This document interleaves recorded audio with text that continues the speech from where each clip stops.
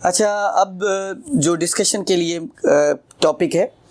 Human empowerment कि जी human empowerment के लिहाज से लॉ क्या है, किस तरीके से किन किन चीज़ों से ह्यूमन राइट्स को प्रोटेक्ट किया जाता है, ये सारी चीज़ें अब हम डिस्कस करेंगे। पहले तो ये हमें पता होना चाहिए कि जब भी हम बात करते हैं ह्यूमन एम्पावरमेंट की, तो मैं हमेशा जहाँ पे भी पढ़ाता हूँ, जब भी लेक्चर देता हूँ, तो हमेशा यही बात कहता हूँ कि जी आपका जो पूरा लीगल सिस्टम बना हुआ है, आपका जो पूरा लॉ बना हुआ है, ये पूरा law related to the human empowerment है। क्यों कि जब भी हम बात करते हैं लॉ की, तो लॉ डायरेक्टली ऐसे नहीं बन जाता। लॉ को बनाने के भी तरीक़ेकार होते हैं।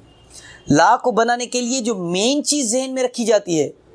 वो इंसान ज़ात को रखा जाता है। इंसान ज़ात के लिहाज से मतलब उसके राइट्स, उसकी लायबिलिटीज़, उसके कहाँ तक, किन किन लिमिट्स तक उसके राइट्स हैं, क्या क्या चीज़ें उनको करनी चाहिए, क्या क्या चीज़ें नहीं करनी चाहिए, ये पूरा का पूरा लॉ आपको जो चीज़ें बताता है ये ह्यूमन एम्पावरमेंट की हैं।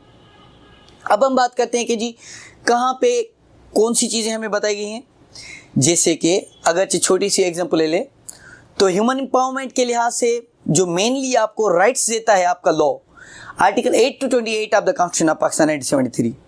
आर्टिकल 8 से लेके 28 तक जो कॉन्स्टिट्यूशन के आर्टिकल्स हैं जिनको हम फंडामेंटल राइट्स कहते हैं, ये ह्यूमन एम्पावरमेंट के लिहाज से रिलेटेड है। जिनमें आपको राइट दिया गया है कि अगरचे कोई भी पुलिस वाला है, अगरचे आपको उठा के ले जाता है, अब अगरचे आपको लेने के लिए आया है कि जी आपके खिलाफ कोई केस दाखिल हो गया है, तो कानून ने आपको ये राइट दिया है कि आप उससे पूछें कि भी कौन सी क्राइम में आप मुझे लेके जा रहे हैं, किसने मुझे वहाँ पे बुलाया है।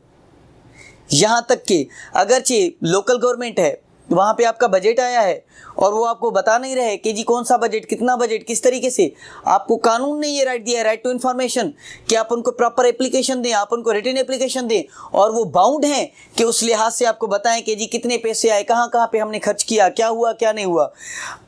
राइट टू एजुकेशन, जैसे कि अगर कोई भी ऐसा इलाका है, अगर कोई भी ऐसा बंदा है, उसके लिए लॉ ने आपको परमिशन दी है कि जी एजुकेशन हर बंदे को देनी है। यहाँ तक कि कोई भी बंदा अगर एक ऐसी सीट पे बैठा हुआ है जिस सीट पे बैठने के लिए वो अहल नहीं है, तो कानून ने आपको ये राइट दिया है कि आप उससे पूछें कि जी कौन से कानून के तहत you are holding that seat. तो किसी भी लिहाज से अगर आप देखते हैं तो हर आर्टिकल, हर सेक्शन, हर प्रोविजन कहीं ना कहीं किसी न किसी तरीके से आपको ह्यूमन एम्पावरमेंट के बारे में ही बताता है, ह्यूमन राइट्स के बारे में ही बताता है, आपको आपके हुकूक भी बताता है।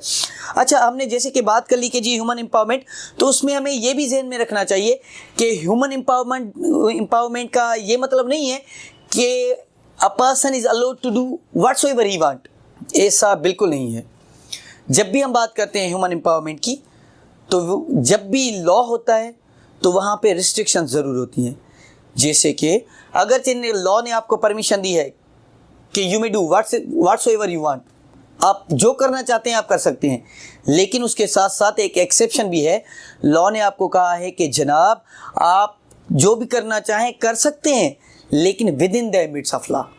आपको ऐसा काम नहीं करना जिससे आगे वाले किसी बंदे को तकलीफ हो। सपोज एक छोटी सी एग्जांपल ले लेते हैं, जैसे कि कानून ने मुझे कहा है कि आप हाथ को इस तरीके से घुमा के चल सकते हैं, लेकिन इसका मतलब ये नहीं है कि जो बंदा आ रहा है उसको मैं ऐसे हाथ मार दूं, उसको मैं ऐसे थप्पड़ मार दूं, जैसे मेरी मर्जी है मैं चलूं। जैसे कि कानून ने मुझे ये तो कहा है कि आप अपना घर बना सकते हैं, इसका मतलब ये नहीं है कि मैं घर इस तरीके से बनाऊं कि किसी का राइट ऑफ वे, किसी का राइट ऑफ लाइट, किसी का राइट ऑफ एयर, उनको मैं रिस्ट्रिक्ट करूं। तो ऐसा बिल्कुल नहीं कर सकता। तभी हमने कहा कि जी एम्पावरमेंट तो पूरे लॉ में है,